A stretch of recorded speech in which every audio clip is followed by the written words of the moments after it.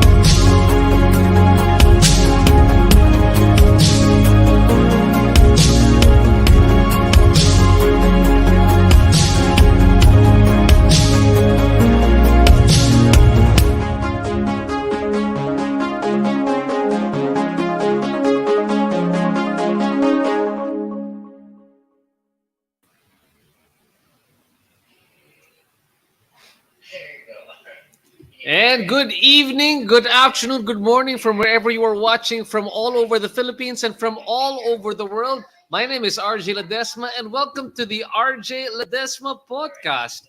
In my podcast, I interview the country's pioneering business personalities and entrepreneurs to learn more about how they think about doing business, what are their success secrets, and can we replicate those success secrets?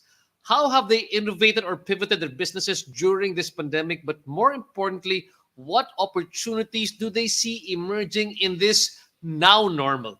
Is there a business personality or entrepreneur that you would like me to interview here on my podcast? Please do let me know. Just drop me a message. I would love to have them here on the show and to learn from them.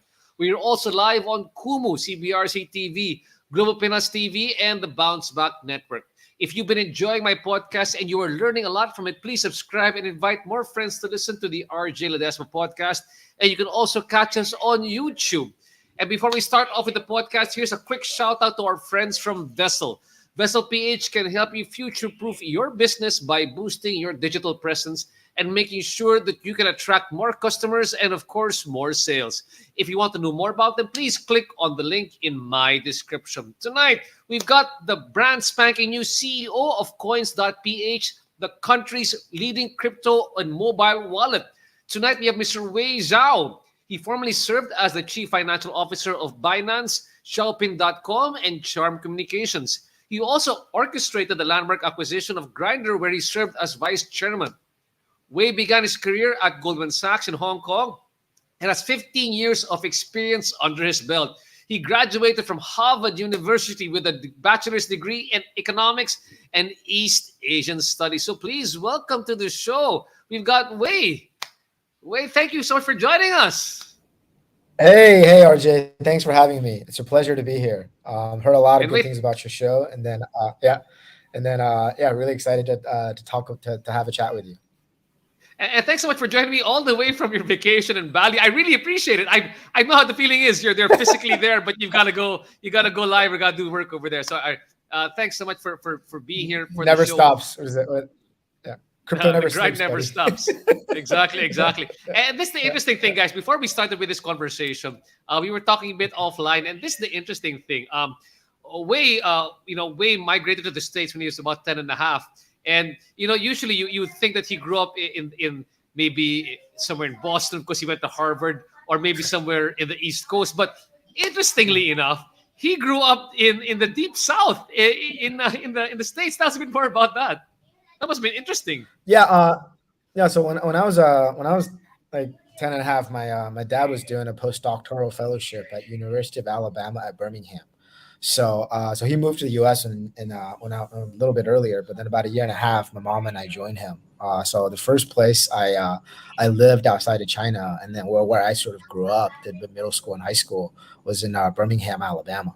So I'm like a redneck in that part of the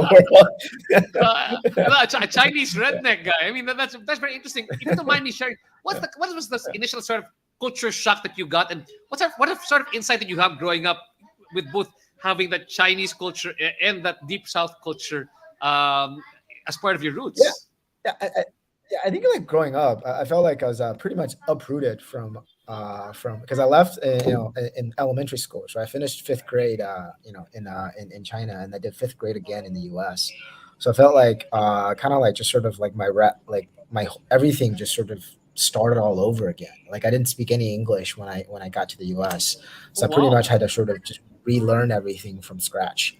But one thing was like I was always good at math, so that kind of helped. I was on the math team, I was on the math team, so sort of I had this like you're kind of like not your stereotypical like sort of like Asian upbringing in the U.S., but pretty close. Yeah, yeah, Very interesting, very interesting. And here's another interesting story about your own background. That of course you're the yeah, new CEO of Coins.ph, and I've known the Coins people ever since it was founded by mhm, Ron Hose many years yeah. ago, and it being sold again. And now you guys coming in.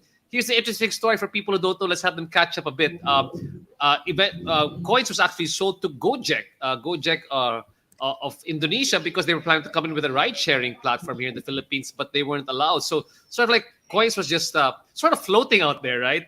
And finally, we've got you guys. Is that correct? Jeffrey Capital? Is that you guys? Is Joffrey, that Joffrey Joffre, Joffrey Joffrey Capital. Yeah. Capital? Joffrey Capital came in and said, "Wow, this is a good opportunity." Tell us a bit more about what happened over here. What has been your journey towards saying Coins is a good idea to come into the Philippines? Yeah, so sort of like my crypto journey started in 2018. So I was sort of in the US, kind of like running Grinder at that point, and then I saw this opportunity with a company called Binance, which is very significant, I think, in the crypto and sort of in the financial industry today. But back then, I think it had just launched, and then I had known the co-founders from the time that I spent in China. And then I basically reached out and asked, if they're looking for, help with anything because I saw the business was growing. I was using the product indirectly, and then had a really good experience with it. I was like, I basically had the same experience trading on that, and then I ended up sort of, just jumped into the deep end. So I had never owned any crypto before. I had never sort of, really traded, crypto or anything like that before. And then I spent about 3+ years at Binance, where I basically helped the company in its growth over the last 3 years. From a couple hundred people to a couple thousand, coverage in 100+ countries, and then servicing a bunch of people all over the world. And during that time, I basically ran investments and M&A at Binance, and then I looked at pretty much all of these crypto businesses around the world. And then I think had coins on the radar at one point. And then after I left Binance, basically I found out was I left last summer in August, June, August, around that time. Basically had sort of found out that coins was for sale. Mm-hmm. So I basically got in touch with a couple, bunch of people that I had knew in the industry, sort of people who were in the deal making business, right? People who had funds that wanted to do sort of larger takeover privatizations or larger M&A, or just general buyout deals. And then one of them were basically a couple of friends that I had known for a long time, sort of had been in the tech industry, and investing globally, based out of China and the U.S., called Joffre Capital. And then so basically we kind of teamed up, me on my personal level, and then them sort of at their fund level, and we basically were able to start negotiating with the seller, which is Gojek or GoTo Group at this point. And then over the course of the next 6 months almost, we're able to basically get a deal done. and then we're also able to get regulatory approval for the transaction. And then last week we basically officially announced the completion of the transaction. And then also myself in my sort of in the management capacity, joining Coins as a new chief executive officer. Wow. Congrats. What a story told. I love that. In 3 minutes, the whole story is over there. I don't know if I have to start to do a podcast over here. Yeah. I mean, But wait. there's yeah, it's one of those things that sounds easy, obviously, right? But obviously, I think there are a lot of other people that are Yeah. looking at the business. Because I think for us, even sort of for me initially, I kind of saw the potential, not just I think in the coins business. I think the business potential had always been there from day one, right? I think even when Gojek sort of originally purchased it, they saw potential in the business, not just sort of in coins, but also I think in the larger Filipino market. In terms of because even today, I mean, I think Grab kind of won the ride sharing war in the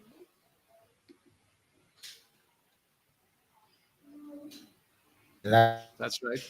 that's sort of like a pretty big market for them, right? Yeah, no, sorry, it's just had a bad connection. Yeah, I think outside of that, we saw over the last couple of years, we saw the fintech industry as well, sort of like what I call I kind of want to just don't want to call it just crypto, but sort of like the overall digital asset industry in Philippines, sort of like growing, like massively. So and part of that I think has to do I think with sort of kind of like the not just I think not just in terms of sort of the general acceptance of fintech companies or the usage of fintech services, or sort of like people's sort of general global adoption of crypto, and then the global sort of what I call the global ownership of digital assets. Hmm. But I do think that Philippines has been sort of like kind of like almost like a leader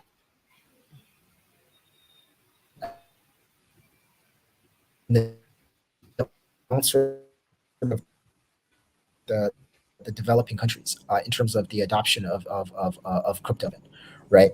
So I think in a way when we're looking at coins, we're like, well, its services offerings have kind of been underselling, right? Under delivering its potential. Because from a licensing perspective, it's got one of sort of like what I call like the trifecta of like licenses that you need to carry on a digital asset business, both in terms of helping people to invest and own digital assets, but also help people to sort of spend that. Because I think one of the Hmm. bigger trends that I kind of see is that people are spending more and more time doing stuff like this, right? Talking, living, earning in the digital world, right? That they can like because people are having incomes, right? The creator economy are allowing people to basically earn money from the comfort of their home, right? And then before, maybe they were earning money through YouTube or Facebook or Instagram and in e-commerce.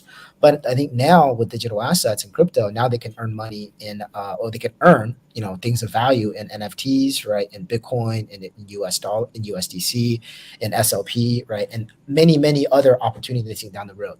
So sort of like, well, if people are earning online, then their financial services kind of have to follow that as well, right? So that's why we're thinking that for coins, well, first to conduct a business, we need licenses, right? Coins have both sort of like an e-money license, a crypto exchange That's right. license, and the remittance license, right? So it's got kind of what I call the trifecta licenses of how to conducting, a modern digital asset driven kind of a financial service. So if you can earn in the digital world, right? Once you earn that asset in the form of a NFT or digital or other type or whatever crypto you have, then you can actually trade it, or you can earn savings rates on it, or you can just spend it, right? I think that's sort of like almost like I think that's the transformational thing that at least that I've seen sort of in it taking place, where it used to be that you need to make money in the real world and then you go spend that in the digital world, right? But I think like what we're seeing on a global basis, that trend is breaking, right? Or that trend is sort of like shifting. And then I think Philippines has been sort of like one of the leading countries of that, especially I think with more and more people sort of playing games to earn, right? And I think down the road, there's more things you can do. I think other than just sort of playing games, you can build things. Perhaps you can. I think entertainment is another specter. I think that's really interesting, and I think just these these more and more sort of ways that people can live and earn, in the digital world. I think that bodes quite well. I think for a new type of financial service or new type of a new coins perhaps that we can sort of step in and help people to achieve that, right? So yeah, yeah. Yeah, So I think that, like, big picture wise, that's the potential that we see, right? So yeah. no, and I like what you're saying, because there's certain things that you're saying that the Philippines is sort of like leading the way, especially when it comes to certain licenses or the adoption of crypto. And I want to unpack a bit more about that later on. But what I'm a bit Mhm. interested in is the journey of you being somebody in the finance world. I mean, you worked for Goldman Sachs for many, many years in Hong Kong. Yeah. And even some finance people aren't convinced about doing crypto. I mean, it's not. It's for them. It just doesn't seem to be.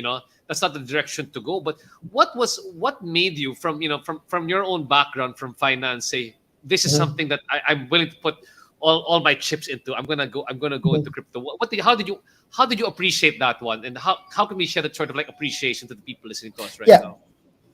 I think for me, it's like maybe it's because like my dad, right? He's like, or because he's like an entrepreneur, right? He like runs his own like medical practice in Tennessee right now. But like for me personally, at least, like I think I've always had this like entrepreneur risk taking kind of like part of me. And then although I was even when I was working at Goldman, I chose to work, I think, in the Hong Kong office rather than sort of like the New York office, where a lot of my classmates and colleagues kind of start their career. But for me, I went to Hong Kong, right? Even when I was in Hong Kong, when I left Goldman, I went to work at a startup in Beijing. Right, it was now today is like one of the largest job search boards in China. Even then, so I think so for me at least, I had always been kind of like not really like part of the establishment. Had always kind of had this like I would say I've been more risk averse. I think, and even in the approach that I have to sort of my own career, right? And I think a lot of the early people who went into crypto are kind of have that, and that's why I kind of like when I joined, a lot of people that I talked to, even the colleagues that I currently have at Coins, or and the colleagues that I've sort of brought on, we're all kind of have that kind of like that attitude. And I think it's that sort of like I think it's that mentality that sort of have gotten the crypto crowd to build, right? But I think over the last couple years, right? Because I think we're sort of far beyond the early kind of like anarchist days of Bitcoin and all that other stuff. I think right now, a lot of the traditional financial institutions, like including my old shop Goldman, are looking at crypto as a Mhm. investable assets, right? What's the word? As an asset class, right? That Mhm. they will be recommending their clients to allocate a portion of their portfolio to now, right? And I think that's where crypto has definitely gone mainstream. But I do think as a quote unquote asset class, right, compared to like commodities or stocks or bonds, right, or real estate, I think it's still a relative like relative small blip in the map almost, right? And I think this entire asset class will grow. That's why I like kind of call it sort of like not just crypto. I kind of call it just sort of digital assets, right? It's basically things that you can actually own in the digital form. Right? Like whether it's currency, right? Whether it's digital real estate, right? Whether it's a digital picture, it's things that you and I can actually own, right? Here's on a ledger like this that records our ownership, right? And then we can actually transfer with each other without sort of anybody else really saying, you can do this, we cannot do this, right? And then there's a dollar value that you and I can transfer, that can sort of agree upon, right, during that transfer. And I think that's what's so revolutionary about this technology, is that you can own something that you couldn't own before, and then you can sort of transfer it to anybody in the world that you couldn't really didn't really that like on an agreed on an agreed value that you couldn't really do before. And I think that's where sort of what I call the proliferation of commerce, a proliferation of a new type of commerce is going to start.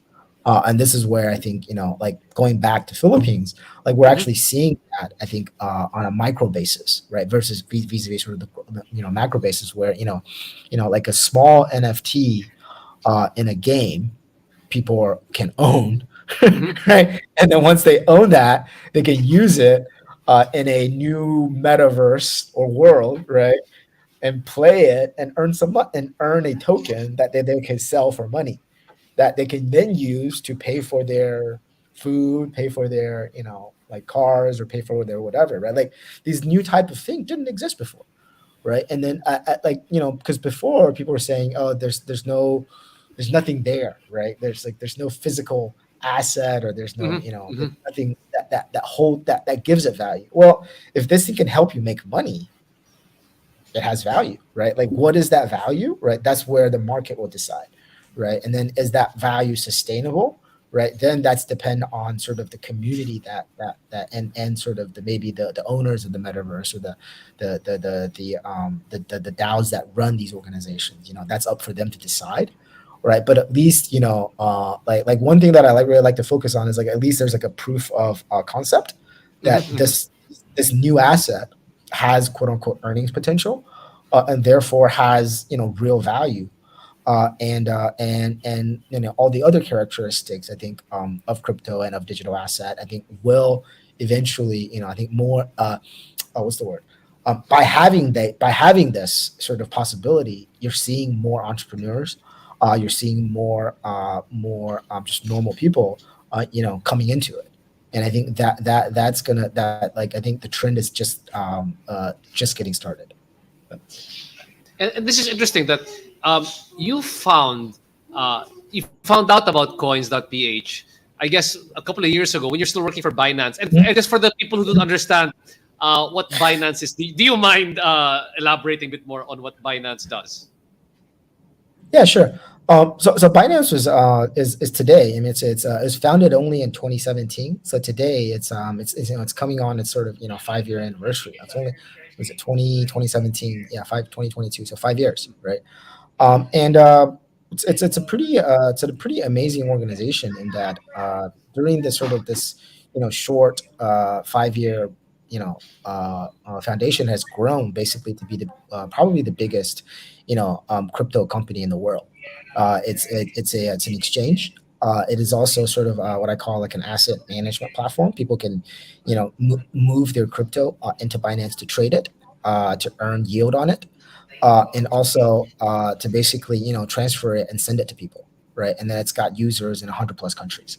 And so when I was at Binance, I was primarily focused, like I mentioned before, focused on investing, and then also growing. It's sort of like global business, or sort of expanding globally.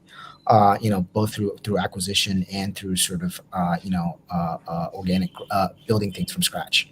So I ran that, and during that time period, I pretty much looked at crypto businesses in every country, starting from the northern hemisphere in countries like Japan, Korea, Europe, all the way sort of going down the equator down to sort of Philippines, into India, Indonesia, Latin America, even Africa, so and Australia. So I looked at pretty much. So I kind of have like in a mental Rolodex of all the of all the major crypto players in the world, I'm going. and I The have boomers, yeah, boomers who understand Rolodex. I'm wondering if the Gen Zs and millennials understand what Rolodex means. a, a So like, contact list, contact he's list, got a contact contact list. list. He's got a contact list in his head of all the different exchanges around the world. Yeah. Yeah. So sort of like and coins was kind of like on the radar pretty early, in like 2020, late 2018, early 2019, of one of these sort of like what I call single country players that had a large user base. And I think from looking at it like today, because I'm here to talk about coins, it's got and sort of its potential. I think not just in the Philippines, but also I think in Southeast Asia as a whole.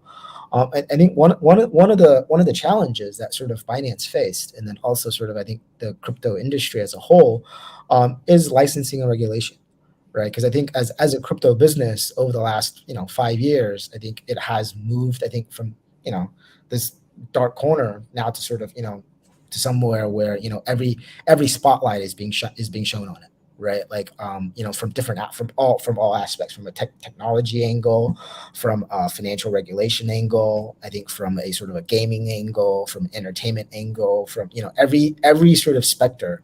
I don't think there's an industry that sort of crypto hasn't really touched. So all the spotlights on it. And then one of the first questions, as a business, right, as a company, as a project, even, whatever you want to call it, is, do you have a license to carry on your business, right? And I think that's something that coins, and Southeast Asia, I think in general, is actually been a pioneer at, right? I mean, that credit goes to sort of the original founding team at Coins, behind Ron, is that they were one of the first ones, I think, to get a license. Back then, it's called a VCE, Virtual Currency Exchange License.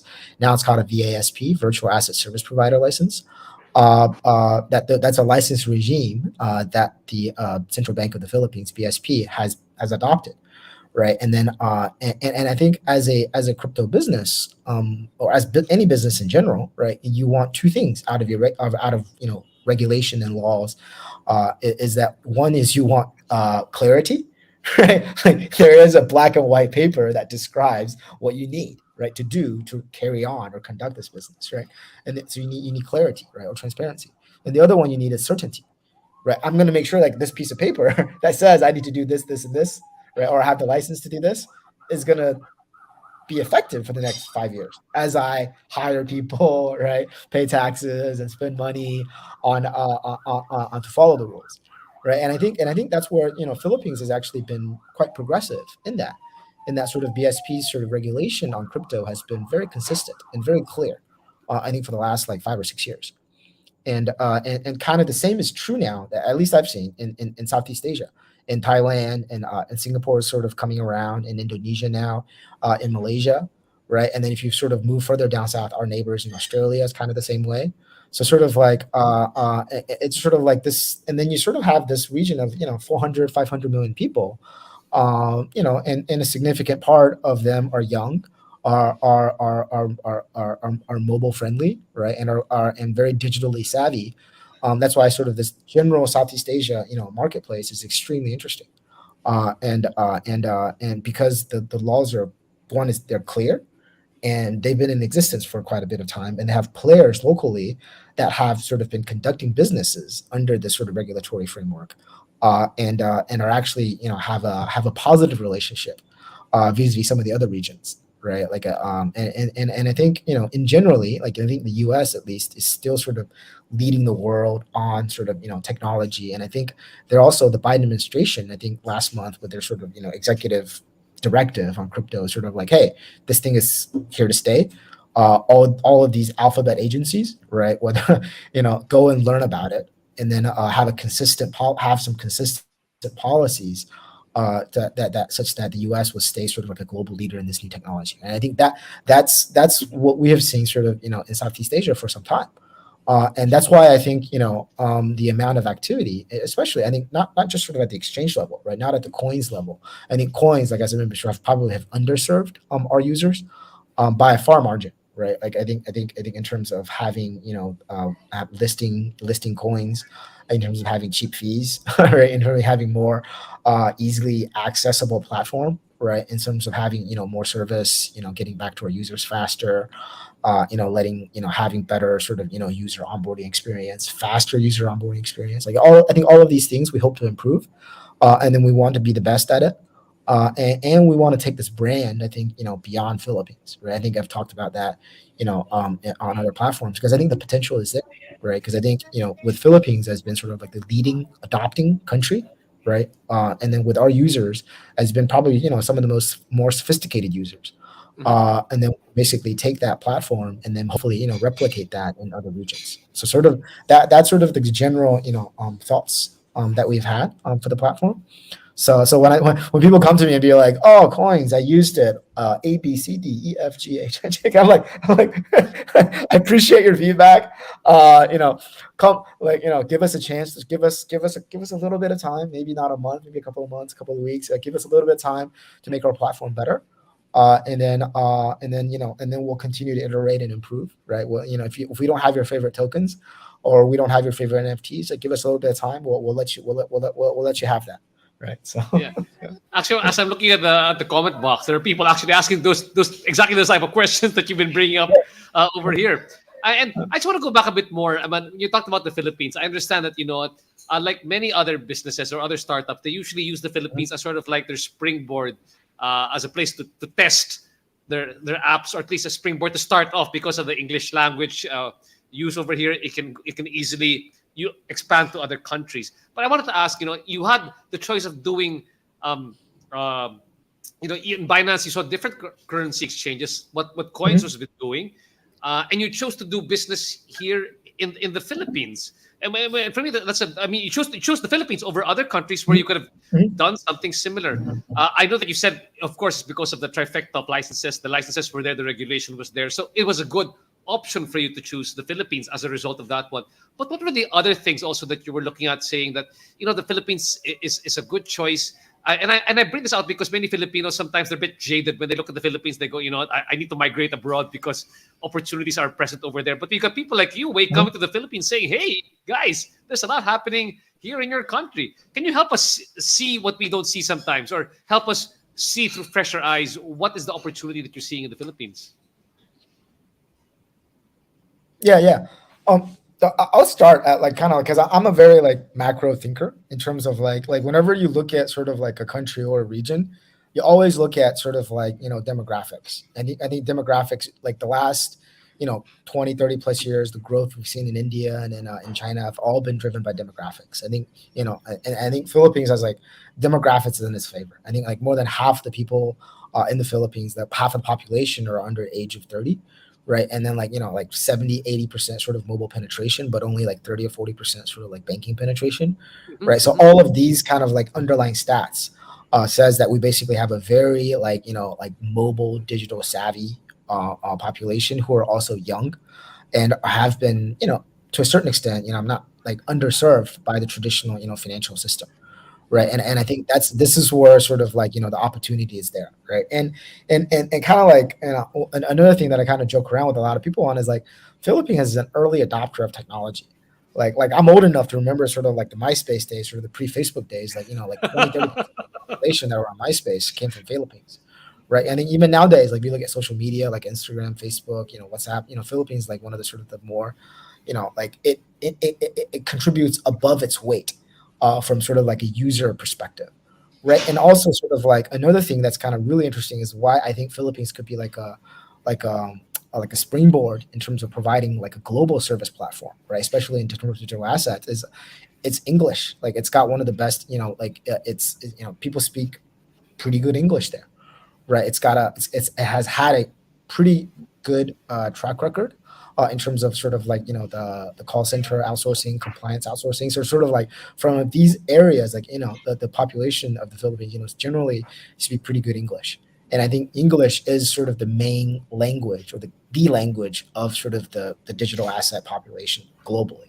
Right. So that's why I'm thinking like, from Philippines, like, we can provide a service and we have a really vibrant market domestically, but if we do want to sort of pivot our services and expand our services into other countries, I think we actually have a very good, I would say, I wouldn't call it like employee base, but like sort of like I would say just because I like like a pool of talent. I think that we can tap into if we do want to sort of expand our service globally as well. And I don't know if people sort of have known this, but there is also sort of this like giant diaspora of Filipinos like mm-hmm, globally. It's one of it's like the fourth biggest like remittance intaking countries in the world, right? And then that population is extremely mobile, right? And they're very sort of I think what's the word, or like income generating, right? And I think mm-hmm. that and then they all have a kind of have like relatively pretty close relatives back home as well. So I think and then like that whole audience are all connected, right? They're all connected information wise, like communication channel wise. But I do think that if we can sort of figure out a sort of underlying crypto services or that can connect them, that can help to connect the families financially, and to Mm-hmm. sort of I think that's a very valuable sort of that could be a very valuable service as well. So that's why I think like I think there's a tremendous amount of like business opportunities that I think crypto is going to enable, and I think we would love to sort of develop these. I think within the Philippines, and then roll that out on a global basis. Wow. And before we talk a bit more about coins and I guess the revitalized plans about coins, because I'm seeing all the comments coming in from the comment box right now asking when are you going to carry this, when are you going to carry this on coins.ph, and I'm sure you can answer those questions later on. Way. What's really interesting for me really is that you worked with Grindr for a bit and you helped actually the Yeah. acquisition of Grindr. Tell me a bit more about that. That must have been an interesting experience for you. How did you end up working with Grindr and eventually getting it acquired? Yeah, so I was CFO. So I've been CFO at three different sort of internet companies based out of China, right? All in Beijing. And as I mentioned previously, like for Zhaoping was the first startup that I joined as CFO, and then later in the digital advertising, and then also later in mobile gaming. And then I had a friend who was working in the investment banking industry, and then they had that their bank had been hired by the founders of Grindr to basically sell their business. And basically I saw this opportunity from where I was, and then I basically again sort of like I was kind of like a free agent at that time. I basically saw this saw Grinder less as sort of like I would say like a cultural signature, but more as like sort of like a financial business that made a lot of sense and then wasn't being valued appropriately because of its cultural significance or other side or distaste that I think a lot of sort of the traditional financial world kind of like didn't really look to it because it was a gay Mhm. dating app, right? But I was like, this is a great business, and then it's got a great mission, right? And then also it's a cultural icon, right, within the gay world, like within the LGBTQ world. It's Mhm. based so basically, as again, I raised capital with from a mobile gaming company, and in 2016 we basically purchased it, and then ultimately we ended up owning 100% of Grinder, and then I physically moved to Los Angeles, and I basically ran that business for about 2.5 years. Wow. And basically, after the founders sold it, we basically brought in a management team, or I hired up a management team, both in LA, and also brought in a sort of I would say a more tech savvy CTO from Facebook, and then we basically sort of turned that business and sold it a couple years later. So that was kind of like it's kind of like for me at least, it was my first time sort of like working and then managing people in the U.S. And then we occupy like the heart of West Hollywood. So and then for me at least, like I went to some really amazing parties. So It's a nice thing to read on the resume in the end. Like that one kind of stands out for me when as I was yeah, reading it. Yeah, yeah. and then so now moving forward with coins.ph, I often tell people here, what's your elevator pitch, or how would I laymanize that explanation to people right now? Now that you've bought into it, you saw the potential of it. How do I explain now what will you do now with coins.ph? How do you want to define coins.ph moving forward? What is its new, I guess, elevator pitch? Yeah, I mean, I think initially, like, and like we've thought about, like, I think we're still coming up with our new motto, right? I think, a couple. The previous one is basically like, like it's a bank, it's a bank in your wallet, right? Or it's a wallet on your phone, right? It's like I think these are, but I think a lot of companies sort of adopted that motto, right? I think Mhm. for me, That's it's right. basically it's an app that enables you to earn in the digital world. I think that's sort of the key focus, because I think one of the trends that I think that you and I kind of like I talked about a little bit before the show, and then I sort of like some of these sort of like mental models that I've been kind of forming over the last couple of months, not years, but is basically um like, especially I think with sort of the post COVID, people working remote, living remote, you could pretty much start your own business anywhere, right? As long as you have this screen in front of you, right, and you have Mhm. this phone in front of you, and you're connected, right? Like, there's a lot of things that you can do to basically earn a living now. Like, you're not really limited by sort of where you are physical, by your physical location, right? And I think the financial service world, I don't think has really followed right suit right?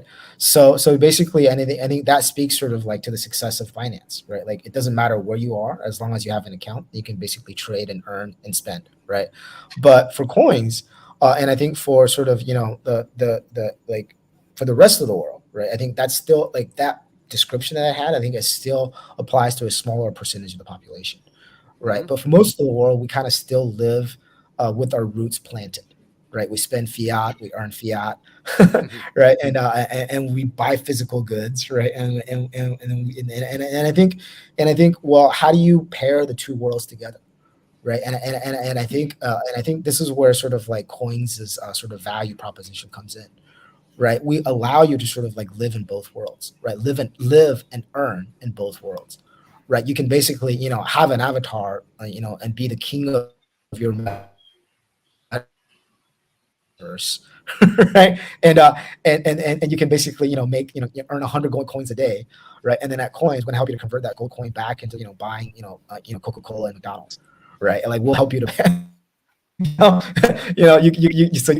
be the king of Starbucks for all I care, right? Like sort of like it's that fluid nature of how value money moves, right? Right, and just sort of like because for at least for people like me, it's like it's kind of seamless, right? In terms of like what your wallet balance is versus what your bank balance is, because at the end of the day, it's just a number, right? As long as that number is going that way, like you're doing great, right? And then whether that number is represented by physical goods, or that's represented by the balance of your bank account, or that's represented by the value of your NFT portfolio, or that's represented by how many bitcoins or ethereums or or whatever other coins you have.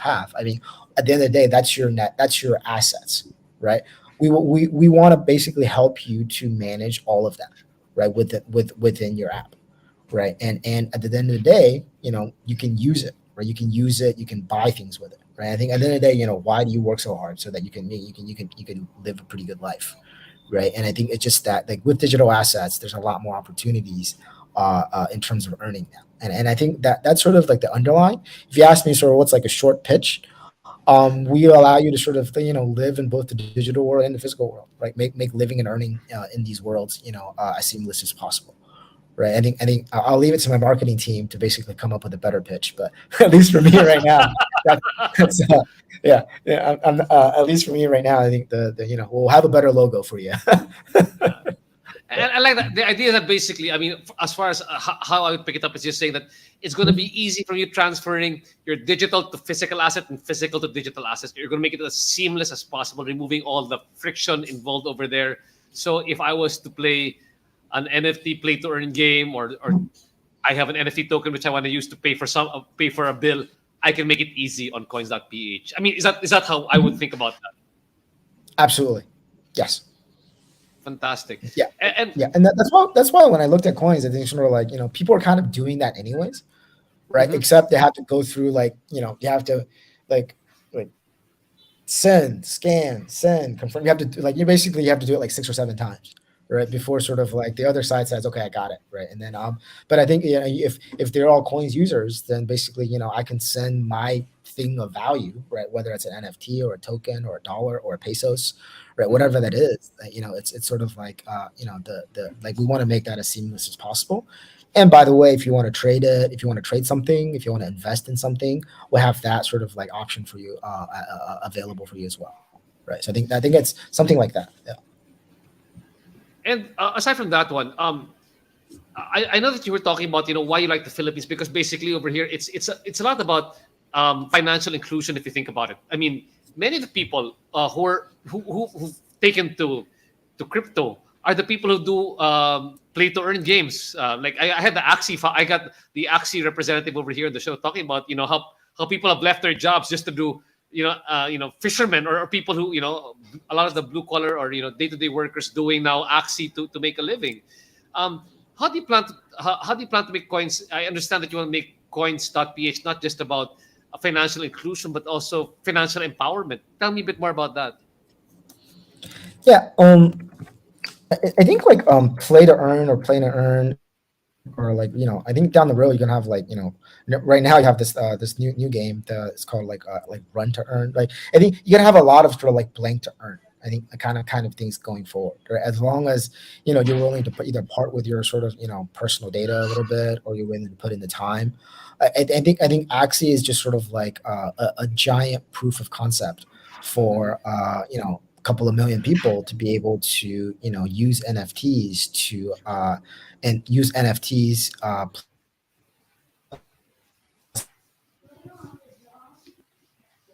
plus skill sets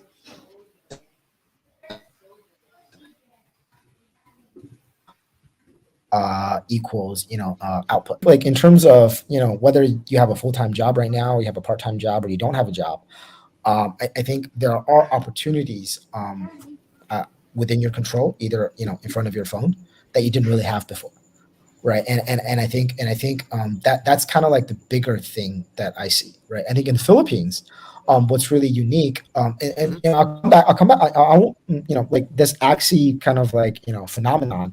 Why is it big in the Philippines, and not the United States per se, right? Is GDP per capita, right? Like at the end of the day, it's a dollar and cents kind of a question, right? $300 a month or $500 a month, is not sustainable for you to make a living, I think, in the US, right? Or even in Japan, or in Australia, in sort of the more advanced countries, quote unquote, right?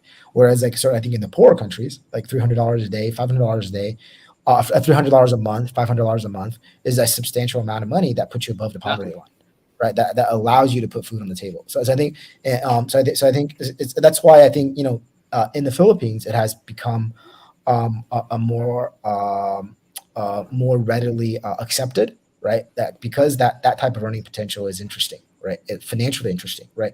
Kind of like makes you think about, maybe I can quit my day to day job for this, Hmm. right? If it's sustainable, right? And the other one is kind of interesting, is that for Axie, and for sort of crypto in general, most of the publications in crypto, like, because you have to learn about it, right? Like is in English, right? And as I mentioned before, Philippines English is very good vis-a-vis sort of the others. Like like, why is actually big in the Philippines vis-a-vis say Indonesia, or Vietnam, or maybe Thailand, or maybe even like like some of the, maybe even the poorer countries in Latin America or in Africa, right? It's Hmm. language, right? And there are have been, I would say, sort of like a pretty active gaming crowd in the Philippines as well, right? With esport, right? Like e-gaming, like, so sort of like it's like this Venn diagram of like language, this Venn diagram of crypto savviness, this Venn diagram of gaming, and this Venn diagram of like like dollars, GDP per capita, like all kind of like put Philippines sort of in the, like at the middle of that Venn diagram, right? I think that's why sort of, at least for Axie, that game, they've been really successful in the Philippines, and now you basically have leaders in the Philippines, like the guys from YGG, like the guys from from Axie, right? From some of the other, they're taking that business model and then basically are taking that, and taking that global, and I think that's really amazing. Right? Yeah. And let's talk a bit more about, and I guess it's to the point of many people coming online saying, Why aren't you doing this in coins? Why isn't this currency up in coins?"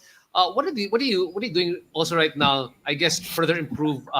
I guess the main which people know you for is the crypto services that you're offering here right now. I said give you a bit of time. I know Mhm. you've Yeah. just invest into it. I'm sure you're making some changes. Tell us a bit more about what they can expect in terms of crypto services being offered on coins.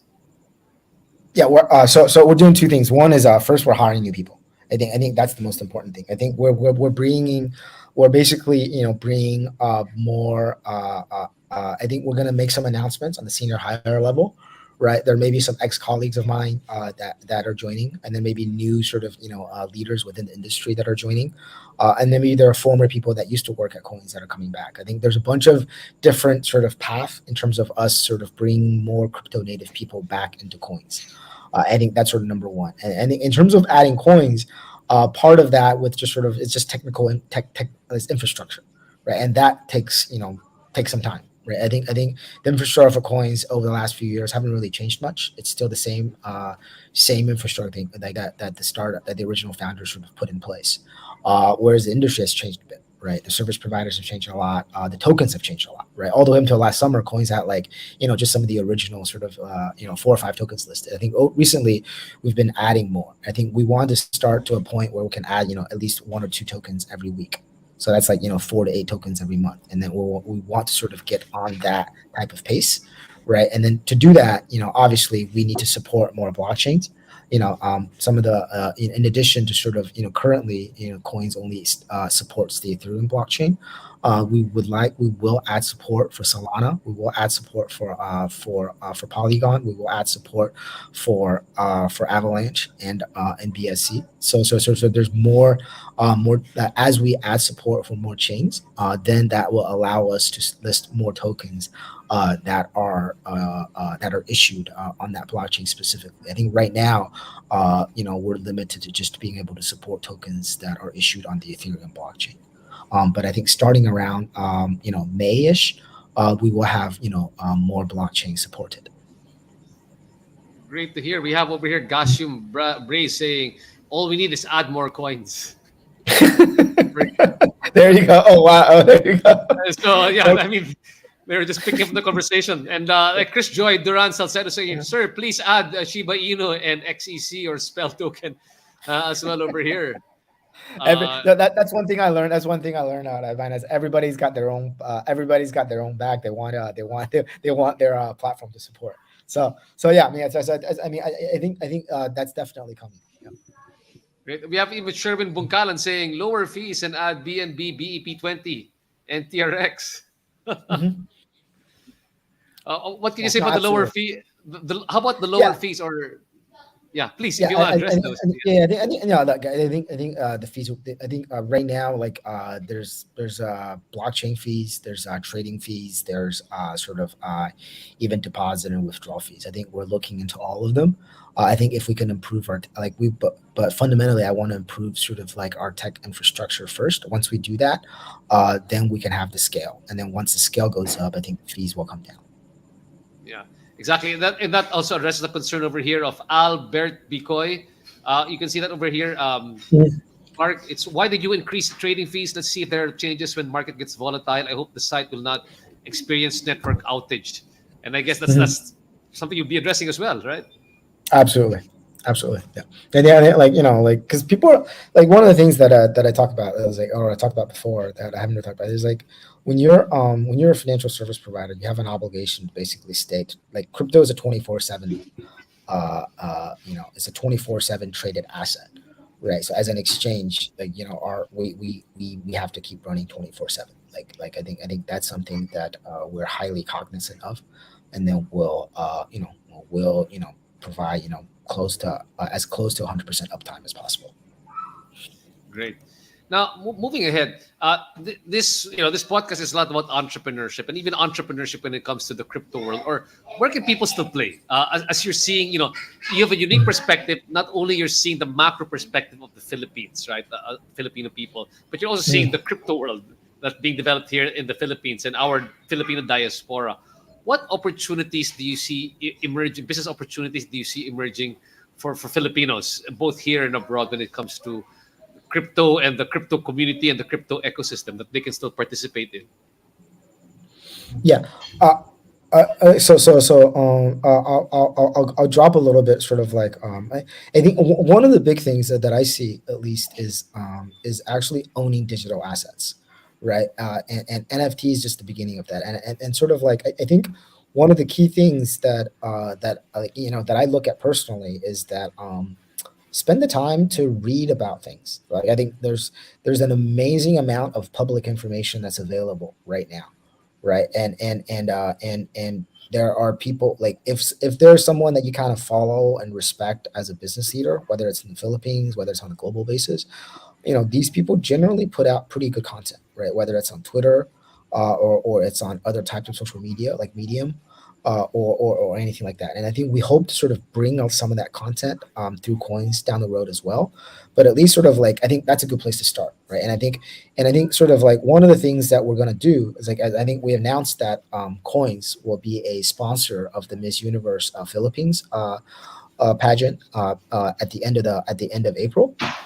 And then what we're gonna do is we're gonna run a what I call like a show watching party plus after party within this metaverse called Decentraland, right? And I think that's something that's very unique that we want to bring as an experience. I think for Coins users and for fans of Miss Philippines Universe on a global basis, right? If you can't, like, because I think, and that's the kind of like what I call like like real world experience plus meta world experience that didn't really exist before, right? And I think that's something that I really think is the next big thing is that you can share as a community in the meta world, and then you can do things in there that you couldn't really do in the real world, right? I think that'll expand. Just it's kind of like the early days of like Facebook groups or WeChat groups or WhatsApp groups. As before, is basically just a bunch of profiles talking to each other, sort of like in a sort of in a stream of conversation type of way. I think with sort of the upon the incoming arrival of sort of these different metaverses and different meta worlds, I think we're gonna have a different type of experience in terms of how we can interact with each other, and then how sort of like these chat groups or interest groups can evolve. I think into sort of like into these meta worlds, and I think for Filipinos, like it's a great way to not just sort of I would say gonna become like a great way for you to collaborate with them and build things together, right? Because my daughter is like she's like almost 6 right now, right? Like she's already starting watching YouTube videos of was it Minecraft and Roblox, right? Like that world, like she's already like what I mean, I'm getting her like 15 minutes a day of just wandering in these various worlds in Roblox, right? Puppy world, horse world, whatever, right? I think like it's like it's very natural for her to have an avatar to wander around the world, right? And I think like for me, that was like the first video game, or one of the first video games I played was like Legend of Zelda, right? Where I am a little avatar and I'm Yeah. wandering around worlds having adventures, right? Like I mean, these kind of things are kind of inherent, right? And I think that that's kind of like what's being built right now, right? So hopefully, with our sort of like Miss Philippines coins, Miss Universe Philippines plus sort of like a decentralized experience, we hope we can actually bring in sort of like the fans of the pageant on a global basis into this sort of like single place within Decentraland called the Vegas district that we're partnering with, and to watch the show together at the Flamingo Theater as your avatar, and then you can have and I think you can, and then we'll have some memorabilia that you can pick up on your way in and on your way out, right? So I think it's these kind of sort of like real virtual experience that we're going to try to build, and help people to connect. So I think at the end of the day, I think that's sort of like the type of community that's coming, and within that community, I think there's going to be commercial opportunities, right? So Yeah, very interesting. I've never thought you could put together. I mean, now it blows my mind, but it makes kind of a lot of great sense. Miss Universe and Coins.ph and the metaverse all together. Now, wait. Finally, I wish we could talk a bit longer. But as we start to wrap up over here, I mean, you had a great experience. I mean, I like. I mean, your life as a whole, as an immigrant coming in, Chinese immigrant living in the South. After that, going to Harvard. Going back to Asia to work, and you've been to all these yeah, different companies, and finally, from finance to crypto, um, you've learned a lot, you failed a lot, you've succeeded, you haven't succeeded. What are the life lessons you'd like to share with many of the entrepreneurs who are also, they want to chart their own path here right now? What are the things you'd like to share with them right now to say, let me help you a bit get started and get started on your own entrepreneurial journey? What are sort of like your three lessons that you'd like to share with people right now? uh, yeah. I think one of the first thing I said is like it's never too late. I think that's like it's like like if I were like do I want to be like a in my early 20s and then like sort of like spending 24 hours a day collecting NFTs? I would love to do that, right? Like, I think like if I were in my early 20s and NFT was a thing, I would not be going to banking, dude. Like it's just something like, but the thing is it's never too late. I think like like I go back to the story of my dad. Like my dad, like he didn't start like practicing medicine in the United States until he was like 45, right? It's quite late. Wow. Like he did his residency and everything, right? But then now he runs his own clinic and he's like in his 70s, right? So it's just sort of like these kind of things, like these kind of things, like it's never too late to start things.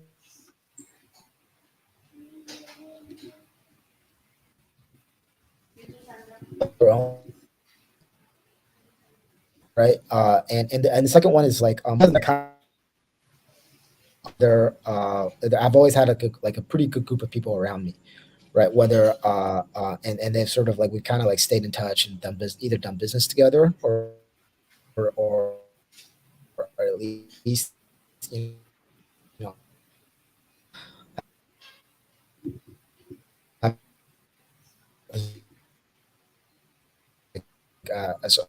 sort of like having a support really matters, right? And I think that those are sort of like the three bigger lessons. Yeah. And with that, Wade, thanks so much. Wade, just in case for the people listening to us here right now, we know Coins.ph under leadership is going to be truly revolutionary. If they want to, for those who haven't gotten Coins.ph just yet, where can they download? Where can they download Coins? Yeah, just go to the App Store, whether in the Google App Store or the Apple App Store. Just search for Coins, COINS .ph or Coins.ph. It should show up right away. Yeah, Okay. Looking yeah. forward to seeing you face to face over here in the Philippines when you're back from your vacation there in Bali. Again, thanks so much for joining us over here, Wei. Looking forward to great things coming out of coins.ph. Again, this is RJ Ledesma. We will see you next Thursday for the next podcast. Again, thanks so much for your time, guys. We'll see you next Thursday. Thanks so much. Thanks, RJ. Bye bye.